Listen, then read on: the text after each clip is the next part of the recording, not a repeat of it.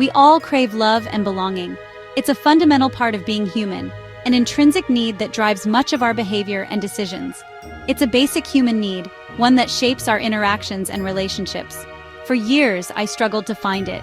I felt like an outsider, always on the periphery of true connection. I searched for validation and worth in the eyes of others, hoping to fill the void within me. This led to unhealthy relationships and a constant feeling of emptiness. I was caught in a cycle of seeking approval and facing disappointment. I was afraid to be vulnerable, fearing rejection and judgment. I built walls around my heart to protect myself from getting hurt, but those walls also kept love out. But in doing so, I shut out the possibility of real connection. I isolated myself, thinking it was safer that way. The turning point came when I realized that true love starts from within. It was a profound moment of clarity. I began to understand the importance of self-love. I started to invest time in activities that nurtured my soul. It's not about being selfish or narcissistic. It's about recognizing our own worthiness of love and acceptance. It's about recognizing our own worthiness of love and acceptance. It's about treating ourselves with the same kindness we offer to others. It's about embracing our imperfections and seeing them as strengths. Each flaw is a part of our unique story. This journey of self-discovery was not easy. It required patience, persistence, and a willingness to face uncomfortable truths. It required me to confront my deepest fears and insecurities. I had to let go of past hurts and forgive myself. But through the process, I learned to be kinder to myself. I started to see my own value and worth. I began to practice self-compassion and forgiveness. I realized that I deserved the same love I was so willing to give others. Slowly but surely, I started to heal the broken pieces within me. I became whole, not because of others, but because I learned to love myself. During this pivotal time in my life, I stumbled upon a book that would forever change my perspective on love and relationships. It was a serendipitous discovery, one that seemed to come at just the right moment when I was questioning the very nature of love. Addicted to Love by Jan Gertz. This book became my guide, my companion, as I navigated the complex emotions and thoughts surrounding love. Gertz's words resonated deeply with me. He spoke about the ways in which we become addicted to love, seeking our sense of self-worth from external sources. His insights were like a mirror, reflecting my own experiences and struggles. He challenged the conventional notions of romantic love and offered a refreshing perspective on finding true happiness. It was a revelation that love doesn't have to be about losing oneself in another person. The book's central message is simple yet profound. True love begins with self-love.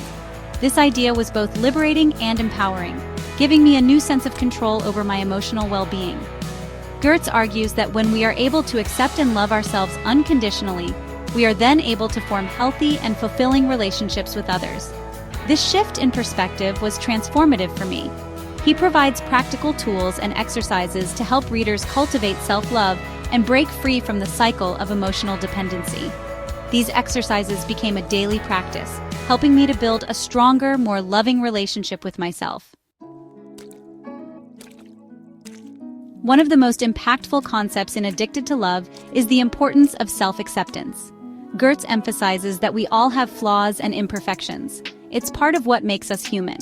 However, we often judge ourselves harshly for these perceived shortcomings. We strive for an unrealistic ideal of perfection, which only leads to feelings of inadequacy and shame.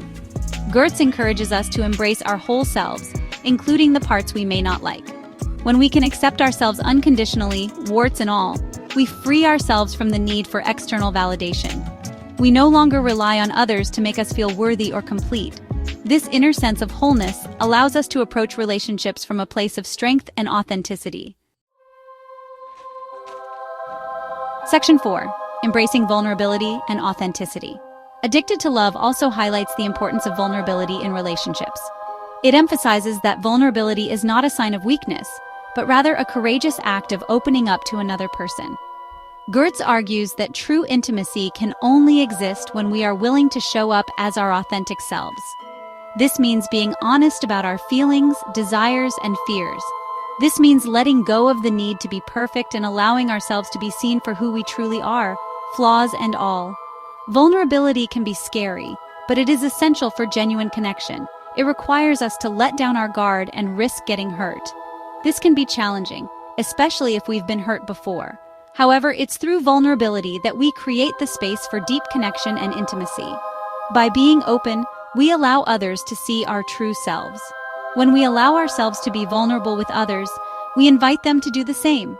This mutual openness fosters trust and understanding.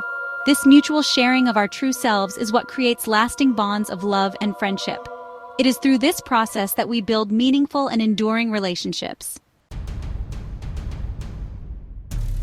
Section 5. Finding True Love Within. Addicted to Love is more than just a self-help book. It's a guide to transforming our relationships from the inside out. By learning to love and accept ourselves, we create the foundation for healthy and fulfilling connections with others. True love begins within. I highly recommend Addicted to Love to anyone who is seeking greater happiness and fulfillment in their relationships. It's a powerful reminder that we are all worthy of love, starting with the love we give ourselves.